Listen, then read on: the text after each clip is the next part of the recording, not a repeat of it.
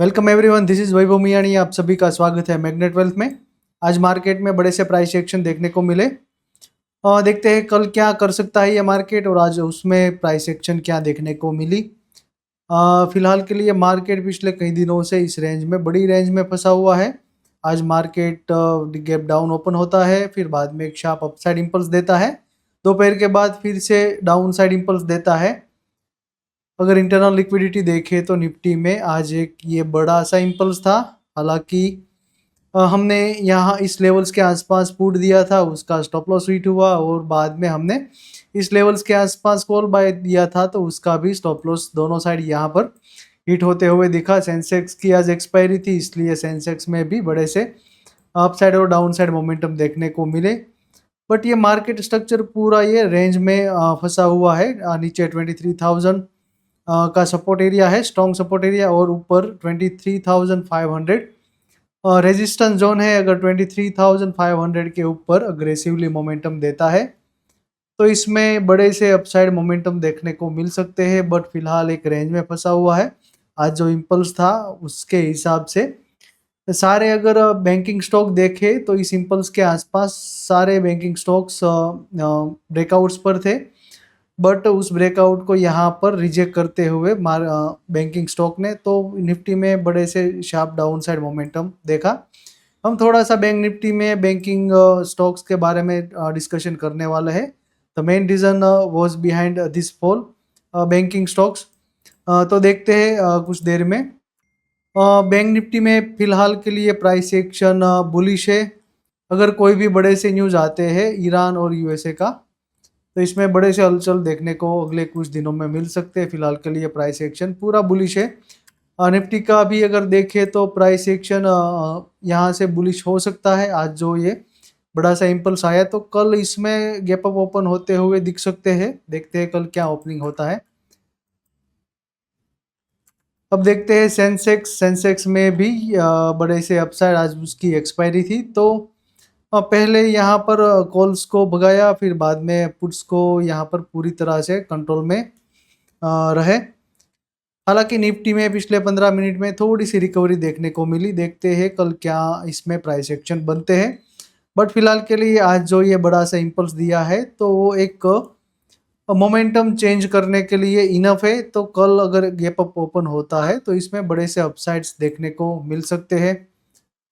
अब यहाँ पर वर्स्ट परफॉर्मिंग सेक्टर की बात करें तो वो यहाँ पर निफ्टी आईटी रहा है।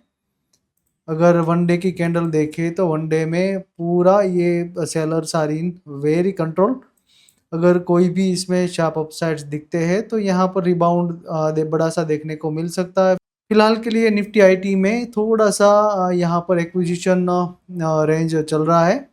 यहाँ पर अच्छे आईटी स्टॉक्स बाइंग कर सकते हैं, या फिर आप म्यूचुअल फंड में एसआईपी निफ्टी आईटी में कर सकते हैं। आईटी इंडेक्स के अच्छे अच्छे स्टॉक्स में एसआईपी स्टार्ट्स कर सकते हैं। तो ये भी एक बड़ा सा लॉन्ग टर्म इन्वेस्टमेंट के लिए देखना चाहिए ना। वो एचडीएफसी बैंक की बात करें तो एचडीएफसी बैंक में आज कोई भी बड़ी सी मोमेंटम देखी नहीं।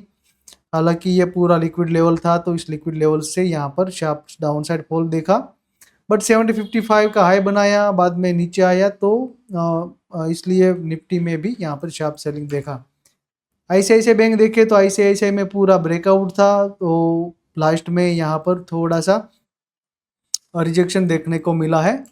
अगर स्टेट बैंक ऑफ इंडिया की बात करें तो स्टेट बैंक ऑफ इंडिया में भी अपसाइड मोमेंटम था, लेकिन दोपहर के बाद इसमें भी थोड़े से सेलिंग देखे। कोटक बैंक देखे तो कोटक बैंक भी एक बड़े से ब्रेकआउट लेवल्स पर था और वहां से थोड़ा सा रिजेक्शन देखा। एक्सिस बैंक में भी बड़ा सा ब्रेकआउट था, बट फिर यहाँ पर भी हमने थोड़े से रिजेक्शन देखे, इसलिए निफ्टी में पूरा सा सेलिंग कंटिन्यू रहा। Now let's move on नास्डाक 100। नास्डाक 100 में बड़े से प्राइस एक्शन देखने को मिल रहे हैं। आज ये 1.5% के आसपास के बुलिश मोमेंटम में ट्रेड कर रहा है, तो इसमें ये पूरा रिट्रेसमेंट था और यहाँ से अगर बुलिश मोमेंटम आता है तो नास्डाक 100 में नए हाइज भी दिख सकते हैं। अगर US30 की बात करें तो US30 में ट्रेंड पूरा बुलिश कंटिन्यू है। आज भी इसमें ऑलमोस्ट 1% के आसपास के शार्प अपसाइड देखने को मिल रहे हैं, तो हो सकता है इसमें भी बड़े से अपसाइड्स देखे। US500 देखे तो US500 में भी ये पूरा लिक्विड जोन था। इस लिक्विड जोन को यहाँ पर क्रॉस किया है।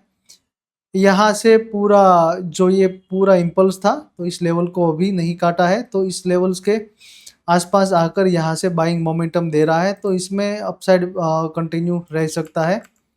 अब यूएस ऑयल की बात करें, यूएस ऑयल में कल शार्प अपसाइड देखा। डोनाल्ड ट्रंप की प्रेस कॉन्फ्रेंस थी, तो उसके बाद यूएस ऑयल में शार्प अपसाइड मोमेंटम देखा, और आज इसमें देखे तो 3% के आसपास की शार्प डाउनसाइड फॉल देखने को मिल रही है। बट यूएस ऑयल फिलहाल वॉर ड्रिवन है, तो इसमें थोड़े से वॉर के न्यूज़ इम्पेक्ट करने वाले हैं, तो इसमें थोड़े से कॉशियसली प्ले करना चाहिए।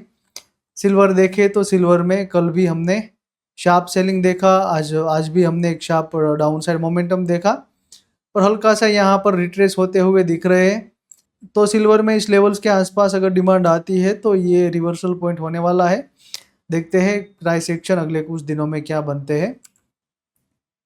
So that is it for the day. This is Vaibhav Miyani once again signing off. Thank you.